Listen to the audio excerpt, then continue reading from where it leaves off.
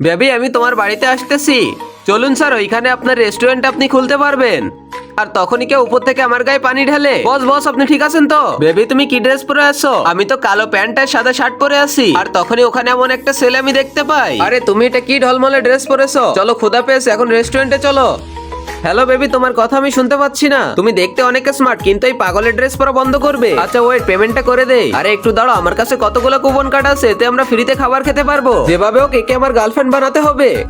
আচ্ছা ফিল, তোমার বয়ফ্রেন্ড কি করে? আমার তো মনে হয় ও তোমার মতো ফকিন্নি। আর তখনই ইয়াশের মেসেজ আসে আমার কাছে, আর আমাকে ডিনারের জন্য বলে। বেবি বলো তুমি এখন কি খেতে চাও? আমি তো এখানে প্রথমবার খাচ্ছি। আরে কত গরিব, রোডেও কিছু খাইতে পারে না।